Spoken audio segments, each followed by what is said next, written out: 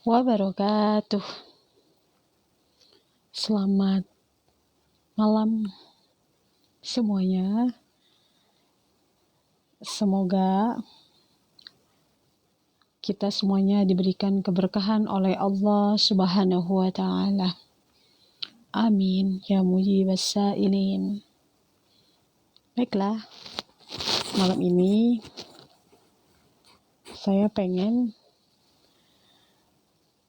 ngobrol-ngobrol ataupun mengingatkan untuk diri saya terkhusus dan untuk semua kaum muslimin, tadkirah lah gitu, sebagai pengingat untuk diri kita. Saya ingin menyampaikan hadis yang terdapat di dalam Arba'in An-Nawawi, yaitu hadis tentang rukun Islam. Hadis yang ketiga. Mungkin teman-teman yang punya bukunya, punya hadisnya di rumah bisa sambil disimak bareng-bareng. Ya, karena memang kita ini manusia banyak lalainya, makanya perlu untuk terus membaca, mengulang-ulang supaya kita nggak lalai juga gitu. Supaya kita nggak lalai dari peringatan Allah. Karena ya agama itu ya nasihat, ad-dinun nasihat. Agama ini adalah nasihat. Dan hadis yang ketiga itu bunyinya, An Abi Abdurrahman Abdullah bin Umar bin Al-Khattab radhiyallahu an, semoga Allah meridhoinya, qala sami'tu an-nabiyya, dia berkata, aku mendengar Nabi sallallahu alaihi wasallam, semoga salat dan salam tercurah kepadanya, yaqulu, bersabda, Buniyal Islam, Islam itu dibangun ala khamsin, di atas 5 hal. Syahadati, bersaksi, la ilaha illallah, tidak ada Tuhan selain Allah. Wa anna, dan sesungguhnya, Muhammad, Rasulullah, utusan Allah. Wa iqamis sholah, dan menegakkan sholat. Wa ita'iz zakah, dan menunaikan zakat.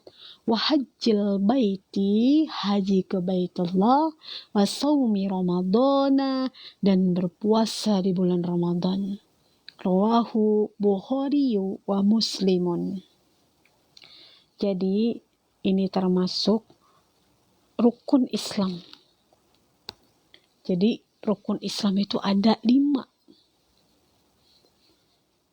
Ya, jadi rukun ini adalah dasar ya.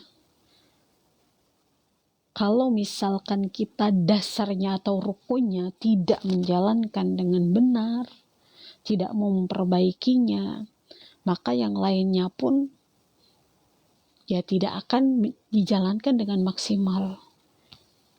Jadi rukun Islam yang 5 ini adalah kita bersaksi bahwa tiada Tuhan selain Allah dan bersaksi bahwa Nabi Muhammad utusan Allah. Di sini tidak hanya kita mengucapkan secara lisan saja, karena keimanan dalam agama kita yaitu Islam bukan hanya di lisan saja. Dalam hadisnya diterangkan, iman itu adalah tasdiqun bil qalbi, membenarkan dengan hati, wa iqrarun bil lisan, mengucapkan dengan lisan, wa amalun bil arkan, dan mengamalkan dengan amal perbuatan. Jadi harus balance gitu antara keimanan di dalam hati seorang muslim, ucapan dan perbuatannya itu harus balance, harus sesuai dengan apa yang diyakininya, yaitu agama Islam, agama ini gitu. Jadi perbuatannya perbuatan yang betul-betul memiliki nilai-nilai Islam. Ya, wa amalun bil arkan gitu kan, mengamalkan dengan perbuatan. Membenarkan juga dengan hati. Jadi ibadah hatinya harus ada gitu kan. Keimanannya benar-benar harus dipupuk dengan kuat. Jangan sampai ada penyakit-penyakit hati seperti sombong, bangga diri, pengen dipuji, kikir, hubbud dunya, kufur nikmat, suudzon, penyakit-penyakit hati yang dimana kalau penyakit-penyakit hati ini kita miliki maka akan mengganggu hubungan kita kepada Allah. Karena orang yang selamat, kata Nabi, adalah orang yang qalbun salim, orang yang hatinya selamat gitu, selamat dari perbuatan-perbuatan yang tercela, sehingga Allah merahmati orang tersebut karena selalu berupaya, berusaha untuk membersihkan hatinya dari penyakit-penyakit yang akan mengganggu hubungan dia kepada Allah. Ada rasa tidak ikhlas, silangin diganti dengan ikhlas. Ada kufur nikmat, diganti dengan bersyukur. Marah, diganti dengan sabar, gitu ya. Jadi memang harus betul-betul keyakinan kita atas syahadat yang kita ucapkan, yaitu asyhadu alla ilaha illallah wa asyhadu anna muhammadar rasulullah, tapi juga harus balance dengan perbuatan kita, harus betul-betul dibenarkan dengan hati kita. Mudah-mudahan Allah memperkuat keimanan kita. Makanya kita tidak boleh ya santai gitu. Ketika sudah bersaksi, kita merasa udahlah, kunci surga itu kan memang hanya bisa dibuka dengan kita, dengan syahadat gitu, la ilaha illallah muhammadar rasulullah gitu. Sebanyak apapun perbuatan amal baik manusia, kalau tidak bersaksi bahwa tiada Tuhan selain Allah dan Nabi Muhammad utusan Allah, maka akan sia-sia gitu perbuatan baiknya. Karena itu kuncinya gitu. Tapi bukan berarti kita sudah bersahadat kepada Allah gitu kan, bersaksi gitu bahwa tiada Tuhan selain Allah dan Nabi Muhammad adalah utusan Allah. Bukan berarti kita diam dan tidak mau melakukan amaliyah perbuatan-perbuatan yang baik itu kan sesuai dengan perintah Allah dan menjauhi apa yang dilarang Allah. Bukan berarti kita nggak melakukan itu, tetap harus terus melakukannya. Supaya apa?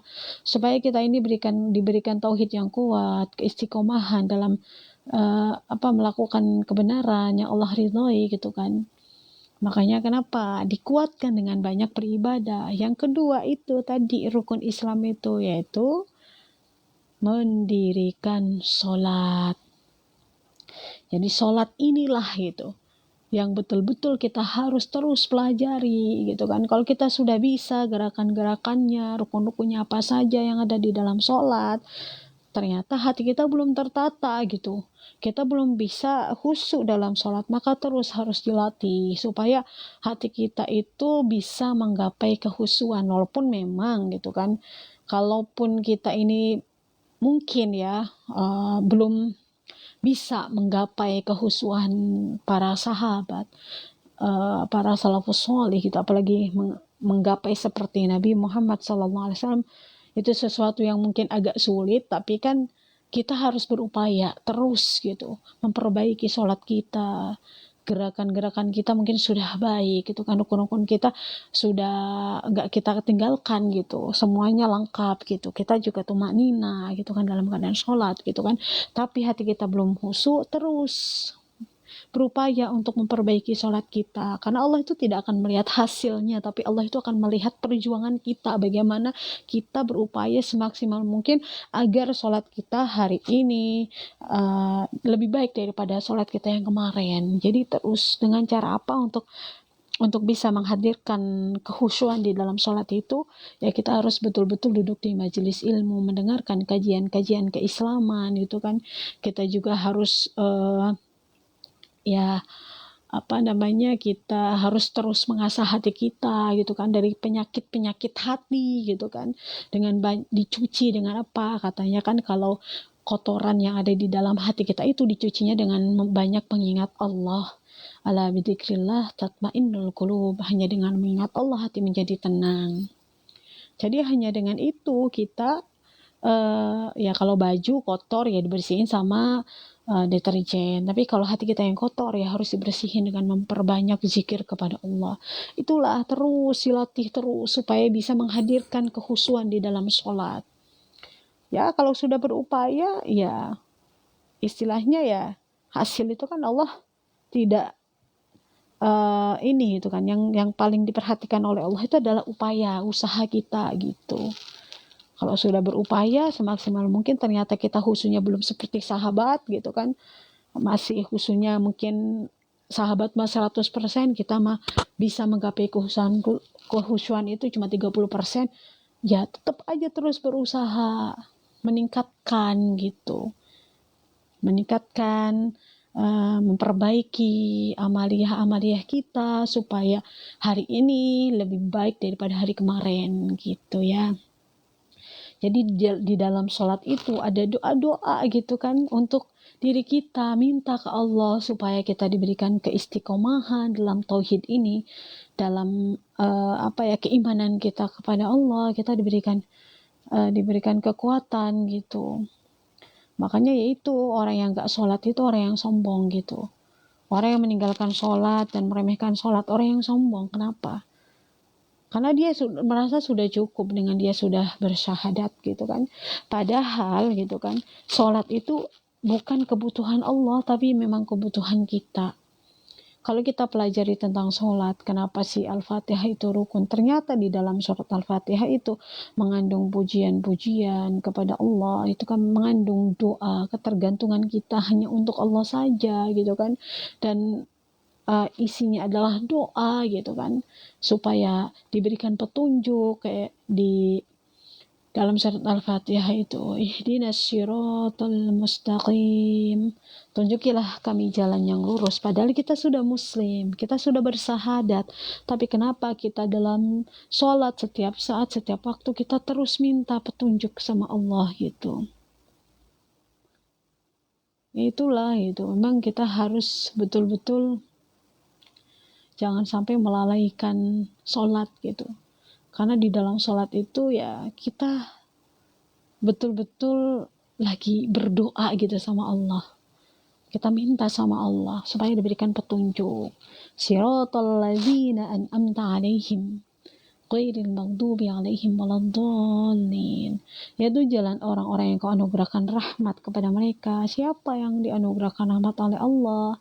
Yaitu orang-orang yang solid, para syuhada, tabiin gitu kan, terus para nabi dan rasul gitu. Bukan jalan mereka yang Kau murkai. Siapa yang dimurkai? Orang-orang yang menganggap orang yang Kau murkai. Siapa orang yang Kau murkai gitu? Yaitu orang-orang Zionis, laknatullah, yang sangat keras permusuhannya terhadap Islam, bahkan tidak ada rasa kemanusiaan sama sekali gitu kan. Jadi manusia model seperti ini yang Allah murkai itu adalah manusia yang selalu membuat kerusakan di muka bumi, yang tidak ada rasa kasihan, empati sama sekali gitu kan, melakukan pembunuhan, penghancuran gitu kan, perampasan harta, rumah, bahkan negara dirampas, warganya atau rakyatnya dihancurkan dengan sehancur-hancurnya gitu kan, melakukan genosida seperti itu mungkin ya, sama gitu. Jadi supaya kita dijauhkan dari orang-orang yang Kau murkai, yaitu mereka ini yang membuat kerusakan di muka bumi, dan bukan pula jalan mereka yang Kau sesatkan. Siapa yang Kau sesatkan? Yaitu orang-orang yang menyembah menganggap Tuhan itu ya Trinitas gitu. Makanya bukan berarti kita ketika sudah syahadat kita ini ya enggak ada upaya terus meminta kepada Allah supaya kita juga diberikan kekuatan iman, keistiqomahan gitu ya. Dan juga ada di dalam Quran surat Al-Imran ada doanya gitu supaya kita ini tetap ditetapkan dalam keimanan. Ayat 7 ya, bunyinya Rabbana la tuzigh qulubana ba'da idh hadaitana wa hab lana min ladunka rahmatan innaka antal wahhab. Itu doa kita. Makanya jangan sampai meremehkan sholat, jangan sampai melalaikan sholat. Kalau memang sudah waktunya sholat, sudah azan berkumandang, khususnya bagi para laki-laki, jangan pernah meninggalkan sholat jamaah di masjid, karena itu termasuk keutamaan yang paling utama, karena para sahabat Nabi kita Muhammad SAW itu tidak pernah meninggalkan sholat wajib yang berjamaah, kecuali mungkin ada hal-hal atau uzur yang syar'i gitu, beliau melakukan sholatnya di rumah, sholat wajibnya. Tapi kebanyakan gitu kan, 99% itu sholat berjamaah di masjid, kecuali ada uzur yang syar'i. Jadi itu sholatlah, jangan sampai kita malah menjadi orang yang sholatlah kalian sebelum kalian disolatkan, begitu. Makanya harus terus memperbaiki sholat kita supaya bisa menghadirkan Allah di dalam hati kita. Walaupun lah ya memang kita mungkin ya, saya sih sebenarnya nggak mau ya ngomong-ngomong negatif gitu kan, karena ya omongan itu buat saya gitu adalah doa. Makanya nggak mungkin lah kita menggapai kehusuan seperti sahabat Nabi, nggak mungkin lah gitu. Itu kan kata-kata negatif gitu, nggak usah lah diucapin gitu kan. Cukup itu sebagai muhasabah kita aja di dalam hati. Tapi kita terus aja termotivasi, kita optimis. Saya pengen sholatnya khusus seperti sahabat-sahabat Nabi lah gitu kan. Bahkan kalau bisa ya seperti Rasulullah gitu. Misalkan sahabat Nabi aja kehusuannya kan sudah luar biasa gitu. Saya pengen seperti itu gitu. Terus berupaya dengan duduk di majelis ilmu, mempelajari agama ini dengan benar gitu kan. Terus memperbaiki, membersihkan hati kita dengan banyak zikrullah gitu kan. Terus diasah supaya bisa menghadirkan Allah di dalam hati kita, sehingga kehusuan itu bisa hadir gitu. Terus diperbaiki. Adapun misalkan hasilnya, misalkan kita sudah berupaya pengen sholat kita kehusuannya seperti Rasulullah SAW atau sahabat Nabi gitu kan, ternyata kita nggak menggapai gitu. Dari 100% Nabi udah 100% deh khusunya, sahabat udah 90% kehusuannya. Kita ternyata dengan upaya kita yang pengen menggapai seperti mereka, sahabat-sahabat Nabi, kita hanya menggapai kehusuan cuma 30% atau 50%, ya nggak ada masalah. Allah itu tidak akan melihat hasilnya, tapi Allah itu akan melihat kesungguhan kita, perjuangan kita yang memang setiap harinya terus memperbaiki ibadahnya biar semakin baik gitu. Ya rukun-rukun kita udah bisa, misalkan kita nggak tinggal, rukun-rukunnya kita pokoknya kita gunakan gitu, tumak nina, pokoknya rukun-rukun dalam sholat itu kita sudah tahu, sudah paham gitu kan.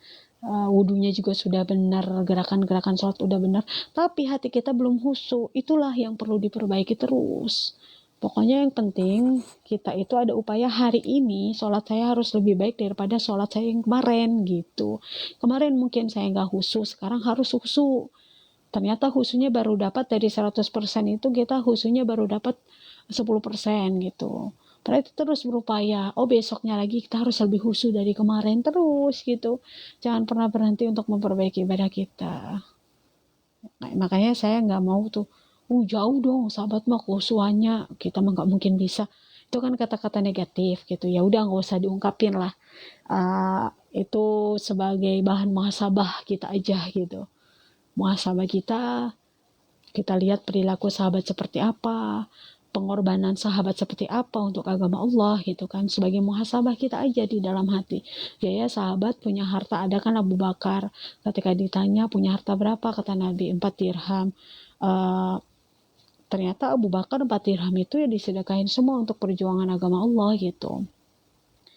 Ya berbeda dengan kita mungkin gitu kan, kita punya mungkin uang 4 dirham atau dirupiahkan, misalkan kita punya uang 10 juta, ketika untuk disedekahkan untuk memperjuangkan agama Allah, ya mungkin kita hanya ngambil 2,5%-nya aja deh gitu ya. Enggak bener-bener pengorbanannya enggak seperti sahabat gitu. Jadi itu buat muhasabah aja, sahabat itu bisa menggapai kehusuan yang luar biasa, juhudnya aja nggak main-main gitu.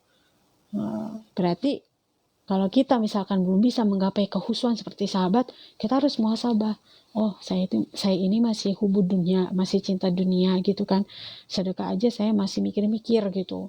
Misalkan untuk fisabilillah, untuk di jalan Allah itu masih mikir-mikir. Sedekahnya misalkan dari 10 juta cuma sedekahnya 100.000 gitu misalkan ya, kalau dirupiahkan. Wajarlah saya kehusuannya belum sampai mereka. Berarti kan dari muhasabah itu kita akan meningkatkan amalia-amalia itu. Berarti saya ini sedekahnya harus ditingkatkan. Ini lagi bab sedekah contohnya ya.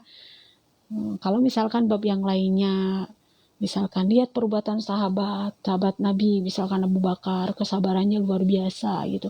Kita masih suka marah-marah nih gitu kan. Melihat, oh iya ibadahnya luar biasa beliau ini gitu kan. Kehusuan sholatnya luar biasa gitu, nggak main-main. Ternyata beliau itu luar biasa lemah lembut, bijak. Dia betul-betul tidak amarah gitu. Dari situ kita mengerem muhasabah. Saya pengen menggapai kehusuan, berarti saya harus kendalikan emosi saya gitu. Itu baru sikap hubudnya sama ini ya, amarah gitu. Belum sifat-sifat yang lainnya seperti ria, pengen dipuji orang lain, pengen didengar orang lain, atau misalkan pengen ya ibadah tuh benar-benar karena pengen bangga diri gitu. Jadi harus betul-betul dirubah gitu. Itu cukup muhasabah di dalam hati kita saja gitu. Jangan sampai kita udah menutup diri gitu.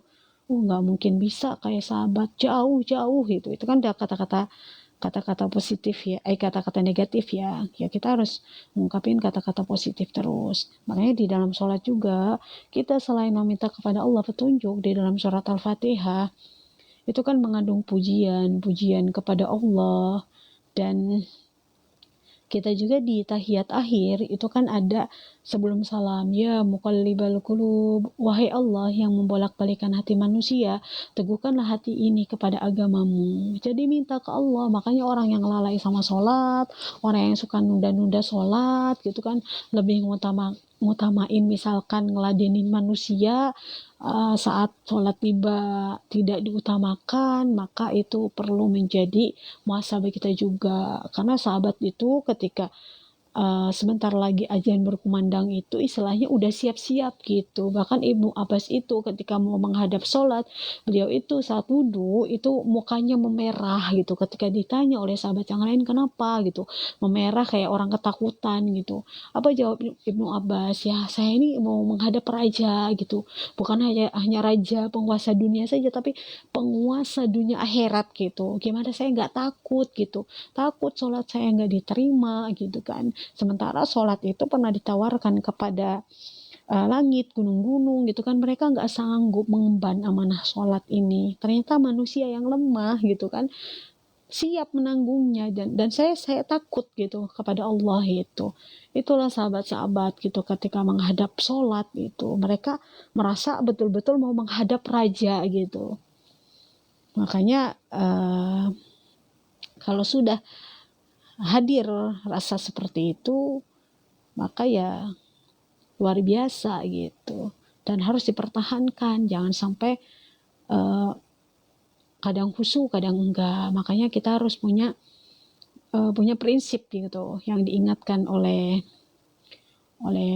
Nabi gitu kan, bahwa orang yang celaka itu adalah orang yang memang hari ini lebih buruk daripada hari ini lebih buruk daripada hari kemarin gitu. Amaliah kitanya itu orang yang celaka. Kalau hari ini amaliah kitanya sama dengan kemarin, itu orang yang rugi. Tapi kalau orang yang beruntung seperti apa? Hari ini amaliah kitanya, amal perbuatan kitanya itu lebih baik daripada hari kemarin. Itu harus menjadi prinsip kita yang terus ditanamkan di otak dan hati kita, sehingga kita berpikirnya hari ini harus lebih baik daripada kemarin. Ada motivasi di dalam diri kita gitu. Jadi gitu, jangan sampai kita melalaikan sholat, karena ya ini termasuk rukun Islam gitu, sholat. Kenapa di dalam Al-Quran itu dijelaskan inna sholata tanha anil fahsya'i wal munkar. Sholat itu mencegah dari perbuatan keji dan mungkar. Kenapa gitu? Karena orang yang betul-betul sudah benar sholatnya, sudah baik sholatnya, maka sudah jelas gitu akan terhindar dari perbuatan keji dan mungkar gitu. Karena memang sudah azan, nanti akan dilanjutkan kembali ya live-nya. Insya Allah saya live itu antara habis maghrib sampai habis isya. atau pagi. Ya, terima kasih. Syukron limusyahadatikum ilal liqa. Wassalamualaikum warahmatullahi wabarakatuh.